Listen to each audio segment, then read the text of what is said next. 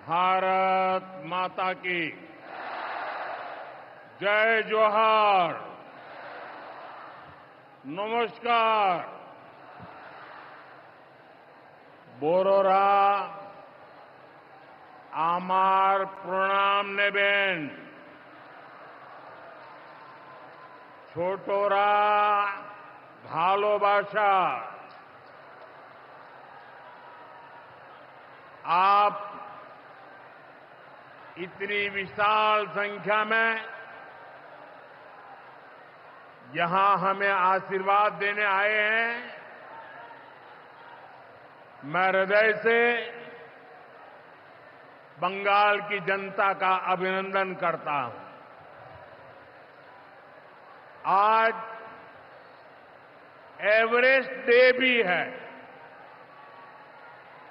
आज के दिन तेनजिंग नोर्गे जी ने एवरेस्ट पर अपना परचम लहराया था।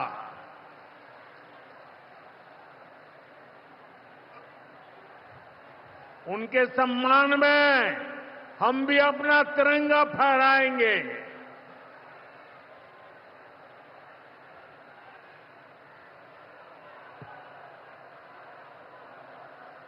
और आज ही महान स्वतंत्रता सेनानी रामानंद चटर्जी की जयंती भी है।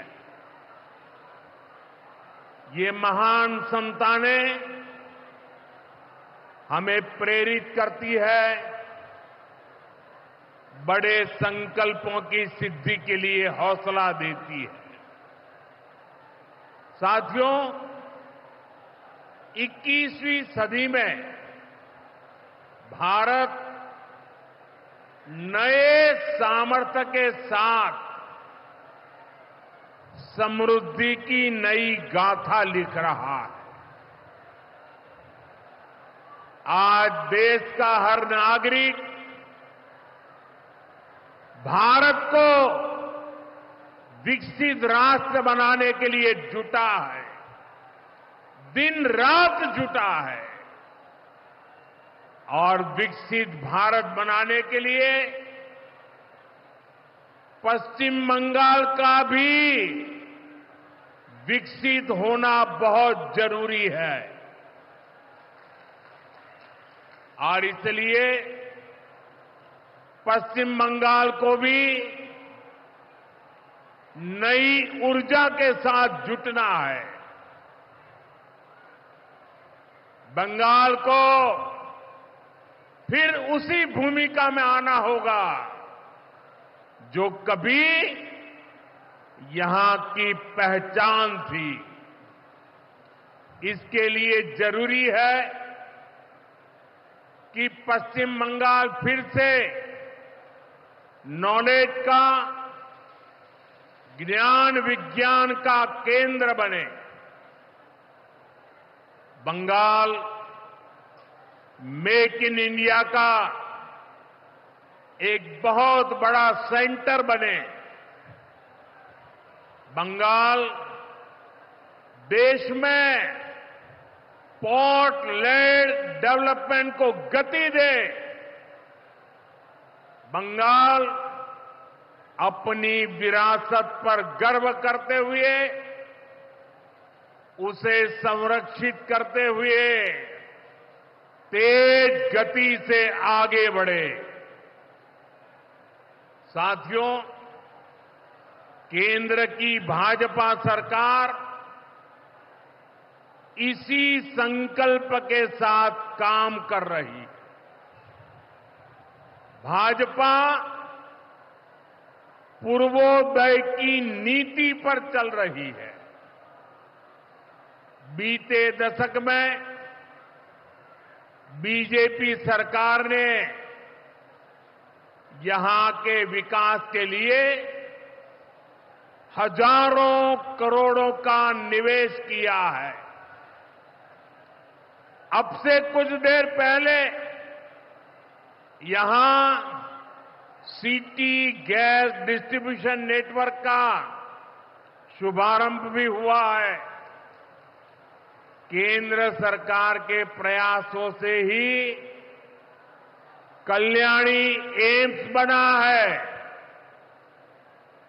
न्यू अलीपुरद्वार और न्यू जलपाईगुड़ी जैसे रेलवे स्टेशनों का पुनर्विकास किया जा रहा है।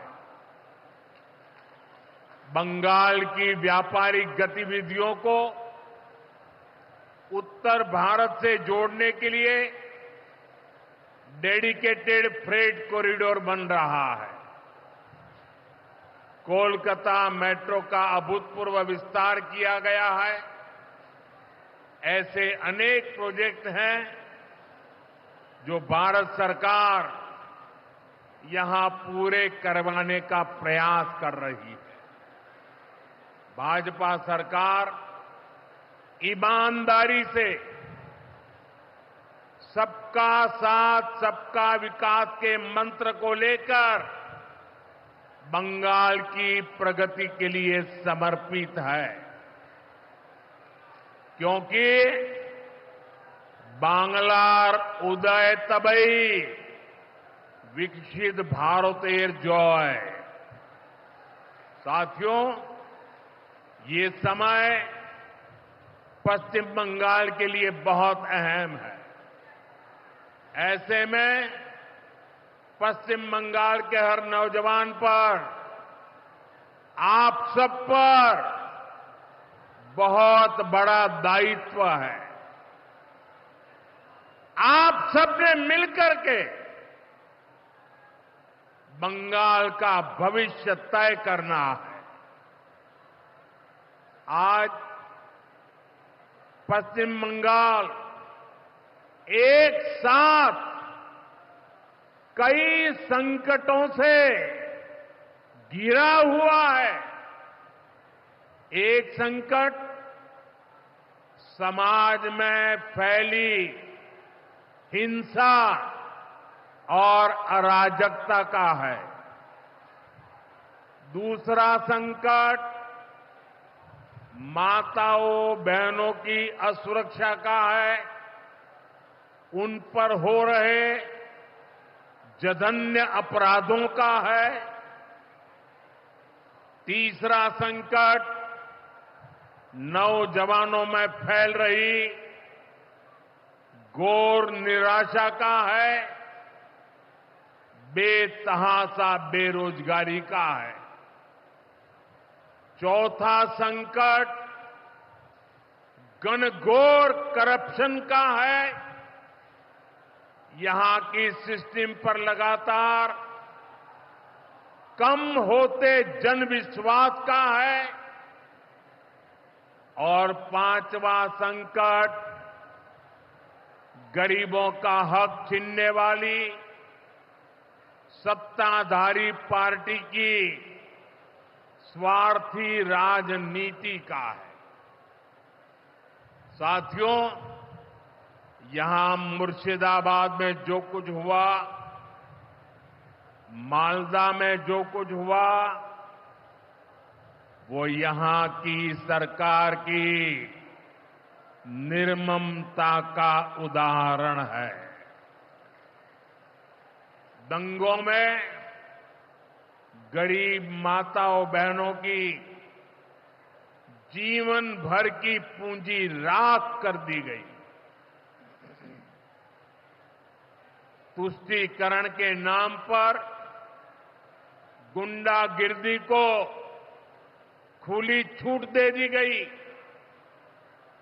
जब सरकार चलाने वाले एक पार्टी के लोग, विधायक, कॉरपोरेटर ही लोगों के घरों को चिन्हित करके जलाते हैं और पुलिस तमाशा देखती है, तो उस भयावह स्थिति की कल्पना की जा सकती है। मैं बंगाल की भद्र जनता से पूछता हूं, क्या सरकारें ऐसे चलती हैं? यही भावे छोड़कर चलेगी? साथियों, बंगाल की जनता पर हो रहे इन अत्याचारों से यहां की निर्मम सरकार को कोई फर्क नहीं पड़ता। यहां बात बात पर कोर्ट को दखल देना पड़ता है। बिना कोर्ट के बीच में आए कोई भी मामला सुलझता ही नहीं है। बंगाल की जनता को अब टीएमसी सरकार के सिस्टम पर भरोसा नहीं है। यहां की जनता के पास अब सिर्फ कोर्ट का आसरा ही है। इसलिए पूरा बंगाल कह रहा है, बंगाल में मची चीख पुकार, नहीं चाहिए निर्मम सरकार। बांग्लार चित्कार लागबे ना, निर्मम सरकार। साथियों, भ्रष्टाचार का सबसे बुरा असर नौजवानों पर पड़ता है, गरीब और मिडिल क्लास परिवारों पर होता है। भ्रष्टाचार कैसे चारों तरफ बर्बादी लाता है, ये हमने टीचर भर्ती घोटाले में देखा है। टीएमसी सरकार ने अपने शासनकाल में हजारों टीचर्स का फ्यूचर बर्बाद कर दिया, उनके परिवारों को तबाह कर दिया, उनके बच्चों को असहाय छोड़ दिया। टीएमसी के घोटालेबाजों ने सैकड़ों गरीब परिवार के बेटे बेटियों को अंधकार में धकेल दिया है। ये सिर्फ कुछ हजार टीचर्स के भविष्य के साथ खिलवाड़ नहीं है, बल्कि पश्चिम बंगाल के पूरे एजुकेशन सिस्टम को बर्बाद किया जा रहा है। टीचर्स के अभाव में लाखों बच्चों का भविष्य दांव पर है। इतना बड़ा पाप टीएमसी के नेताओं ने किया है। हद तो ये है कि ये लोग आज भी अपनी गलती मानने को तैयार नहीं है। उल्टा देश की अदालत को, न्यायपालिका को, कोर्ट को दोषी ठहराते हैं। साथियों, टीएमसी ने चाय बागान में काम करने वाले साथियों को भी नहीं छोड़ा है। यहां सरकार की कुनीतियों के कारण टी गार्डन लगातार बंद होते जा रहे हैं। मजदूरों के हाथ से काम निकलता चला जा रहा है। यहां पीएफ को लेकर जो कुछ भी हुआ वो बहुत शर्मनाक है। ये गरीब मेहनतकश लोगों की कमाई, उस पर डाका डाला जा रहा है। टीएमसी सरकार इसके दोषी लोगों को बचाने की कोशिश कर रही है। और मैं बंगाल के मेरे भाई बहन आपको विश्वास दिलाने आया हूं, भाजपा ये नहीं होने देगी।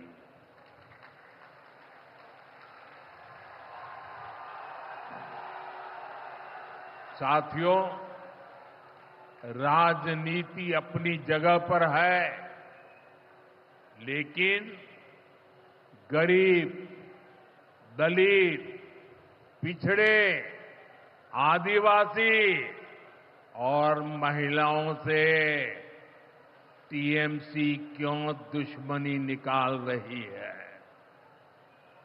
पश्चिम बंगाल के गरीब एससी, एसटी, ओबीसी के लिए जो भी योजनाएं देश में चल रही है, उनमें से बहुत सारी योजनाएं यहां लागू ही नहीं होने दी जा रही है।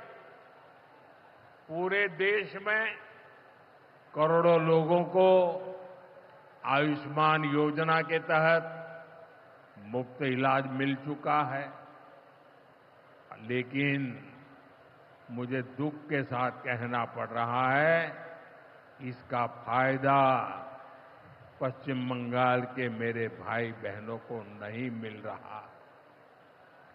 पश्चिम बंगाल का कोई साथी अगर दिल्ली, बेंगलुरु, चेन्नई गया है, उसको वहां मुफ्त इलाज नहीं मिल पाता है, क्योंकि निर्मम सरकार ने बंगाल के अपने लोगों को आयुष्मान कार्ड देने ही नहीं दिया। आज देश भर में 70 वर्ष से ऊपर के बुजुर्गों को 5 लाख रुपए तक मुफ्त इलाज की सुविधा मिल रही है। मैं तो चाहता हूं कि पश्चिम बंगाल में भी 70 वर्ष से ऊपर के सभी बुजुर्गों को मुफ्त इलाज की सुविधा मिले, लेकिन टीएमसी सरकार ये नहीं करने दे रही है। केंद्र की बीजेपी सरकार देश भर में गरीब परिवारों को पक्के घर बनाकर दे रही है, लेकिन पश्चिम बंगाल में लाखों परिवारों का घर नहीं बन पा रहा है, क्योंकि टीएमसी के लोग इसमें भी गरीब के पास से कट और कमीशन की मांग कर रहे हैं। आखिर टीएमसी सरकार आप लोगों को लेकर इतनी निर्मम क्यों है? साथियों, यहां की निर्मम सरकार के जितने उदाहरण दो वो कम है। पश्चिम बंगाल में बहुत बड़ी संख्या में हमारे विश्वकर्मा भाई बहन हैं। ये लोग हाथ के हुनर से अनेक प्रकार के काम करते हैं। इनके लिए पहली बार भाजपा सरकार विश्वकर्मा योजना लाई है। इसके तहत देश के लाखों लोगों को ट्रेनिंग मिली है, पैसा मिला है, नए टूल मिले हैं, आसान ऋण मिला है, लेकिन पश्चिम बंगाल में 8 लाख एप्लीकेशन अभी भी लटकी पड़ी है। निर्मम सरकार उस पर बैठ गई है, क्योंकि टीएमसी सरकार इस योजना को भी लागू नहीं कर रही है। साथियों, टीएमसी सरकार की मेरे आदिवासी भाई बहनों से भी दुश्मनी कुछ कम नहीं है। देश में पहली बार जनजातियों में भी सबसे पिछड़ी जनजातियों के लिए पीएम जनमन योजना बनाई गई है। पश्चिम बंगाल में बहुत बड़ा आदिवासी समाज है। टीएमसी सरकार गरीब आदिवासियों का विकास भी नहीं होने दे रही है। उसने पीएम जनमन योजना को यहां लागू नहीं किया। टीएमसी हमारे आदिवासी समाज को भी वंचित ही रखना चाहती है। साथियों, टीएमसी को आदिवासी समाज के सम्मान की परवाह नहीं है। 2022 में जब एनडीए ने एक आदिवासी महिला को राष्ट्रपति उम्मीदवार बनाया तो सबसे पहले विरोध करने वाली पार्टी टीएमसी थी। बंगाल के आदिवासी इलाकों की उपेक्षा भी यही दिखाती है कि इन्हीं आदिवासी समाज से टीएमसी वालों को कोई लगाव नहीं है, कोई लेना देना नहीं। साथियों, कुछ दिन पहले दिल्ली में